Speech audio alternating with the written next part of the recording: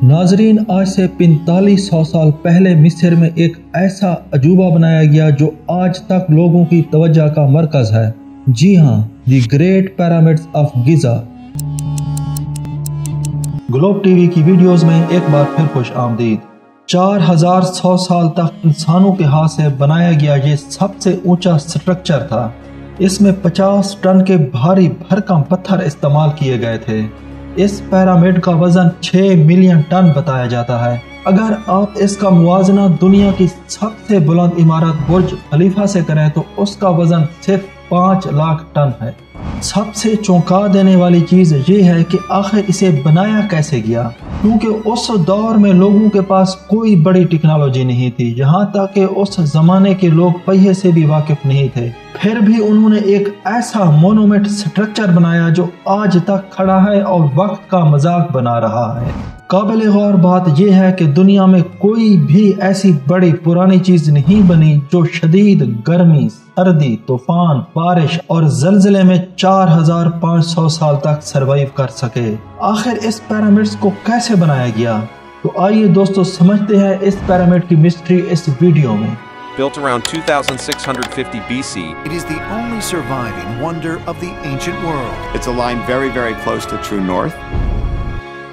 दोस्तों, तारीख में हम जितना पीछे जाते हैं तो चीजों को जज करना मुश्किल हो जाता है कि ये सब कैसे हुआ था, क्यों हुआ था, क्या हुआ था। तो ये एक अंदाजा लगाया जाता है कि पिरामिड्स को 2560 BCE में बनाया गया था और राजा फेरो खुफू के दौर में बनाया गया था, जो मिस्र के दूसरे राजा थे। ये पिरामिड्स दरिया नील के मगरबी किनारे वाक़ हैं। इनमें सबसे ऊंचा पिरामिड गिज़ा है, जिसे पिरामिड ऑफ खुफू भी कहा जाता है। इससे छोटा पिरामिड पिरामिड ऑफ काफरे है, इसे कुफू के बेटे काफरे ने बनाया था। तीसरा और छोटा पिरामिड पिरामिड ऑफ मिनकोर है, इसको काफरे के बेटे मिनकोर ने बनाया था। ये सिर्फ अकलौते मोनूमेंट नहीं हैं, कई और भी ब्यूरल टॉम्स और छोटे पिरामिड बनाए गए। टोटल कहा जाता है मुख्तलिफ साइज और शेप्स के 118 पिरामिड्स बनाए गए। इनमें से कई पिरामिड खराब वेदरिंग की वजह से टूट फूट का शिकार हो गए। सबसे अच्छे वेल प्रिजर्व्ड ये 3 हैं। आखिर इन पिरामिड्स को बनाने की वजह क्या थी? दोस्तों, इनको एक मकबरे के तौर पर बनाया गया था और उनके राजाओं को इन पिरामिड्स के नीचे दफनाया गया है। उस वक्त के लोग आफ्टर लाइफ पर यकीन रखते थे। उनका ख्याल था जो लोग अच्छा करते हैं वो हमेशा जिंदा रहते हैं, तो इसलिए राजा अपने लिए पिरामिड्स बनवाते थे। उसमें अपने लिए बहुत सा खाना, खजाना, ज्वेलरी, कपड़े, फर्नीचर, बहुत सारी चीजें पिरामिड्स के अंदर अपने साथ रखते थे कि आफ्टर लाइफ में काम आएगी। तो मरने के बाद उनकी बॉडी को ममीफाइड किया जाता था और वुड या स्टोन के ताबूत में रखकर दफना दिया जाता था। सवाल ये पैदा होता है कि हमें कैसे पता चला कि ये पिरामिड्स इन मकासद के लिए बनाए गए थे। 2 बड़ी वजूहात हैं दोस्तों। इस जैसे ही और पुराने पिरामिड पर हमें स्क्रिप्ट लिखे हुए मिले हैं, जहां पर बता रखा है कि ये लोग क्या करते थे। दूसरे जो हमने हिस्टोरिकल पिरामिड पाए हैं इजिप्ट और सूडान के मुल्कों में, उन्हें मकबरों की तरह इस्तेमाल किया गया था। लेकिन अब आते हैं सबसे बड़े सवाल पर कि इन पिरामिड को एक्चुअली में बनाया कैसे गया था। दोस्तों, ये सबसे मिस्टीरियस चीज है इन पिरामिड्स के बारे में। उस जमाने के लोगों ने कैसे 149 मीटर ऊंची इमारत खड़ी कर दी, जिसे इतने बड़े बड़े पत्थरों से बनाया गया है, जिनका वजन 2.5 टन से लेकर 80 टन तक है। हर पत्थर को इतने नफीस तरीके से काटा गया है जब कोई काटने के लिए टूल तक मौजूद नहीं था। फिर इन पत्थरों को एक दूसरे के ऊपर कैसे रखा गया जब ये लोग पहियों का भी इस्तेमाल नहीं करते थे। ये सब काम कर दिखाया उन्होंने 20 सालों के अंदर अंदर। जी हाँ, 20 साल लगे इन पिरामिड्स को बनाने में। जो लोग इन पिरामिड्स को बनाने के लिए काम कर रहे थे वो हाईली स्किल्ड लोग थे।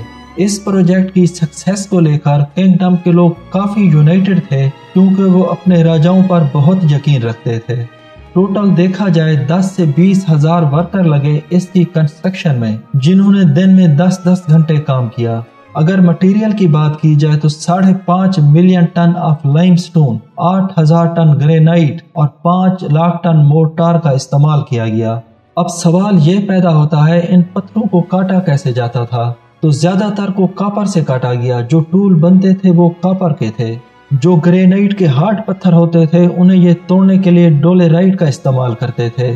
कई तरीके इनके यूनिक भी होते थे, یعنی پتھروں کے اندر یہ کریکس اور ہولز کو ڈھونڈتے تھے اور ہتھوڑے سے اس کے اندر ووڈ کے بنے ہوئے ویجز ڈال دیتے تھے جو پانی کے اندر سوکٹ کیے گئے تھے۔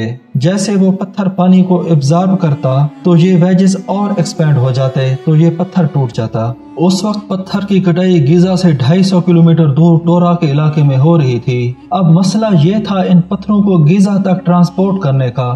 ہر پتھر 2.5 ٹن سے لے کر 80 ٹن تک وزنی تھا اور ایسے 23 لاکھ پتھر ایک پیرامڈ میں استعمال ہونا تھے۔ اگر آج کے جدید دور میں یہ کام کرنا پڑے تو ٹرانسپورٹ کمپنی کو اچھا خاصا ٹف ٹائم آئے گا۔ حیرت انگیز طور پر یہ کام بوٹس اور ورکر کی مدد سے کیا گیا۔ ٹورا اور گیزا کے درمیان موجود ریور کا فائدہ اٹھایا گیا۔ بڑی بڑی کشتیوں میں پتھر لاد کر پیرامڈ سائٹ تک پہنچائے گئے۔ ایکسپرٹ کا ماننا ہے کہ یہ کام اتنا آسان نہیں تھا۔ شپ میں اتنے بڑے پتھروں کی لوڈنگ اور ان لوڈنگ میں کم از کم 1000 مزدوروں کی فورس ایک وقت میں لگائی گئی ہوگی۔ ماہرین کو ایک بات ہر وقت ستا رہی تھی کہ لائم سٹون کٹ بھی گئے، ٹرانسپورٹ بھی ہو گئے، کنسٹرکشن کے دوران ایک کے اوپر ایک لگنا بھی شروع ہو گئے۔ مسئلہ یہ تھا کہ پتھر آخر اتنی اونچائی پر پہنچائے کیسے گئے ہوں گے۔